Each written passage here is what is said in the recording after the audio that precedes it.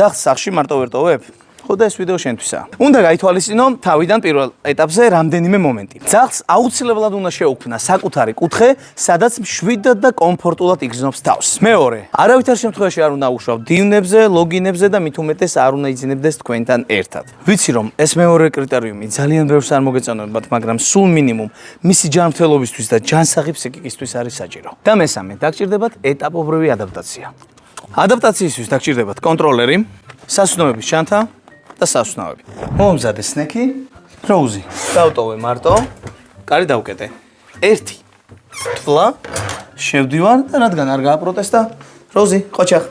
დავაჯილდოვე. ზუსტად ასე გაიმეორებთ 1 წამიანი შუალედით 5-დან 10 გამეორებამდე. ახლა გამოვალ და დავითვლი 5-მდე. 1, 2, 3, 4 და 5. Всё, ბრუნდები ისევ ყოჩახ როუზი. ასე ეტაპობრივად შეეცდებით დროის ინტერვალის გაზრდას. როუზიმ არ დაიმსახურა თორემ პროტესტის შემთხვევაში მიიღებდა შენიშვნას და არა გემრიელ სნექებს. სულ ეს იყო გაგვიზიარეთ შედეგები. პაკა.